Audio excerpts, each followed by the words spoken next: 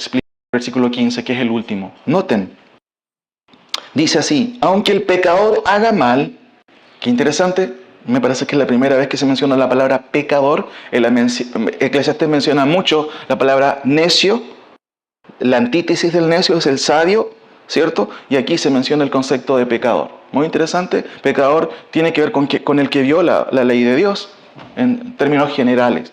Y dice, aunque el pecador haga mal 100 veces y prolongue sus días, no te preocupes. ¿Sabes por qué? Mira lo que dice el texto a continuación. Con todo, yo también sé que les irá bien a los que a Dios temen, los que temen ante su presencia. Y después dice, y que no le irá bien, ¿a quién? Al impío, al corrupto, al irresponsable. Podemos añadir a esa lista, al irrespetuoso. ¿Qué más? Al incrédulo. No les va a ir bien. Y sí, note lo que sigue diciendo, ni les serán prolongados los días, que son como sombra, por cuanto no teme delante de la presencia de Dios. Wow, y esto me da un descanso a mí, porque Eclesiastés no dice, bueno, ¿qué vamos a hacer, po? No dice eso, dice, ¿sabes qué?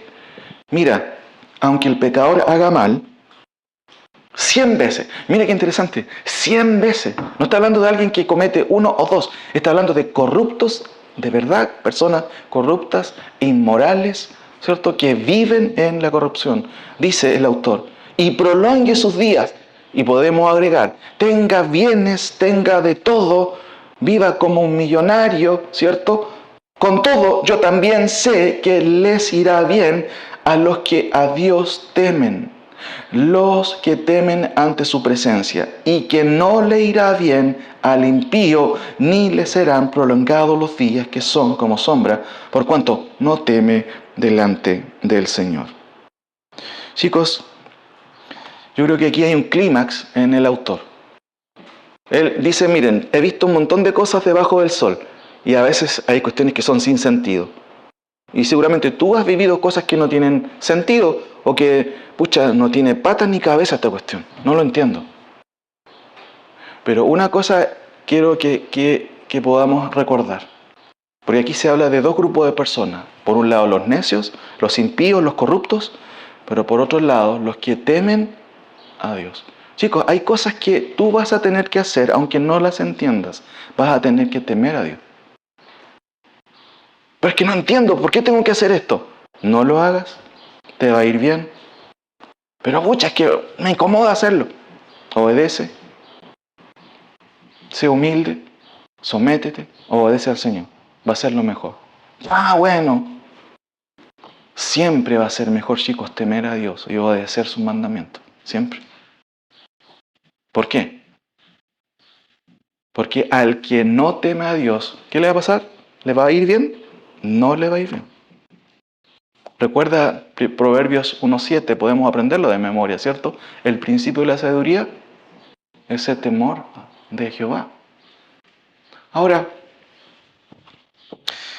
Salmo 50:22 dice, entended ahora esto, los que os olvidáis de Dios, no sea que os despedace y no haya quien os libre. Hebreos 10:31 dice, horrenda cosa es caer en manos del Dios vivo.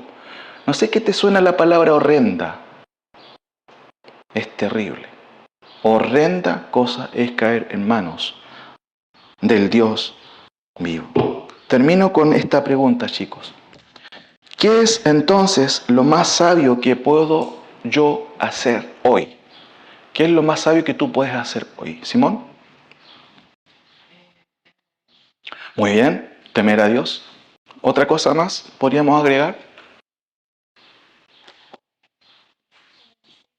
Obedecer sus mandamientos, ¿cierto? ¿Qué más podríamos agregar? Miren, acompáñenme a Juan, por favor, y yo con esto quiero terminar.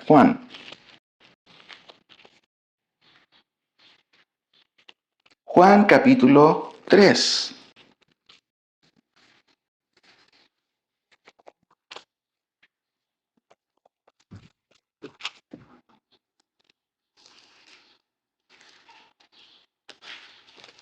Juan capítulo 3, 36. Recuerden que Salomón escribe en un contexto en donde, por supuesto, las cosas son muy diferentes al tiempo del Nuevo Testamento. Lo que se vislumbraba en el Antiguo Testamento con respecto al Mesías, ¿cierto? Quizás no se menciona aquí en Eclesiastés, porque el propósito de Eclesiastés tiene por objeto hablar de la sabiduría, de qué es lo que es mejor, el temor de Dios, por ejemplo.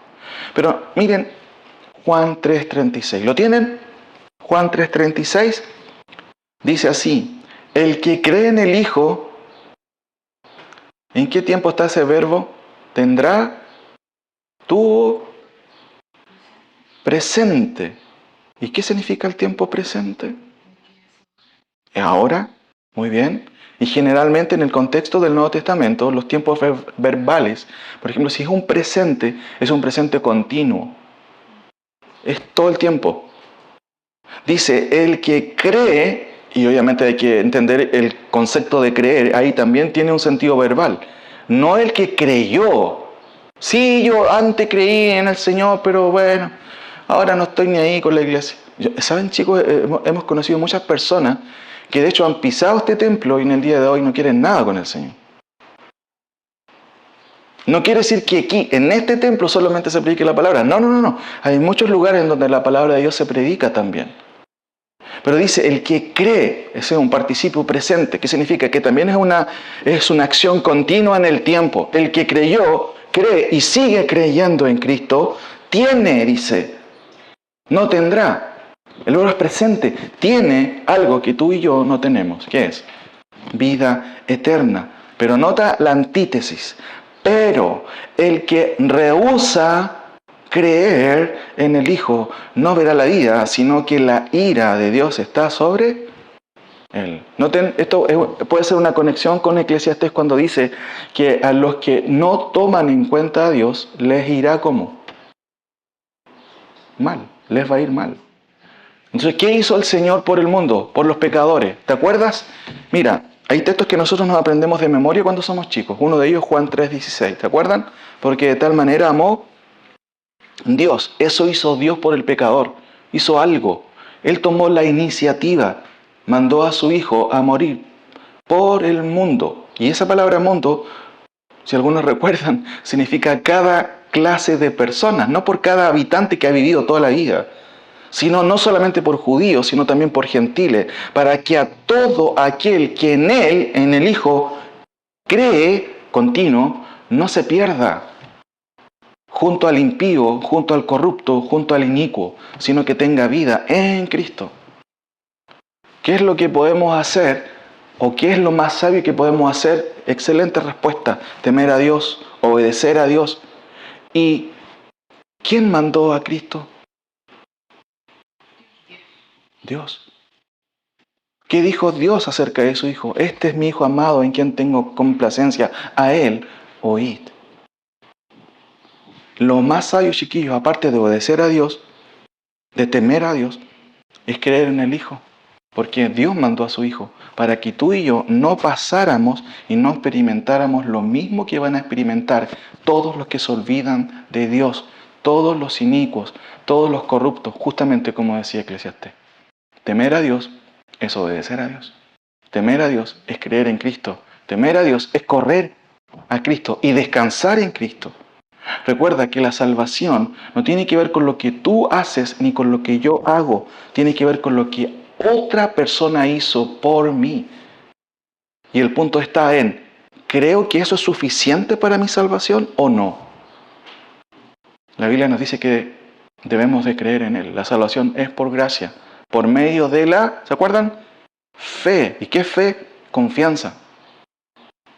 Radical. ¿En quién? En el que sí solucionó nuestro mayor problema, que es la falta y ausencia de justicia delante de un Dios que no va a tomar, ¿cierto?, al culpable como inocente. Chicos, por la sangre de Cristo nosotros tenemos perdón. Lo mejor que podemos hacer, aparte de obedecer, aparte de temer a Dios, es creer en Jesucristo. ¿Por qué? Porque el Padre mandó a Jesucristo su Hijo. Oremos. Señor, te doy gracias por tu palabra. Gracias porque Eclesiastés nos ayuda a recordar las cosas sin sentido de este mundo, como hemos visto en esta tarde. Sin duda que hay cosas que pueden dejarnos helados con respecto a lo que sucede en este mundo y de hecho todavía lo estamos viendo, Señor. La injusticia de los hombres, la incongruencia de las autoridades. Cada día más el mal parece que es premiado, el justo parece que le va mal, peor aún, pero al impío, al corrupto, al que hace las cosas de manera tránfuga, parece que les va bien. Sin embargo, tú nos enseñas por medio de este autor, por medio de este rey, que a los que se olvidan de Dios, a los que no temen a Dios, no les va a ir bien. Por eso, Señor, te ruego que nos ayudes a hacer algo que básicamente no requiere más que nuestra disposición a poder temerte, Señor. Tú eres un Dios santo, un Dios soberano, pero también un Dios justo. Por lo mismo enviaste a tu Hijo para que no experimentáramos lo que van a experimentar los injustos, los que se olvidan de ti, los que no te temen, Señor. Y te damos gracias, Señor, porque Cristo es nuestra justicia delante de ti. En el nombre de Jesús. Amén.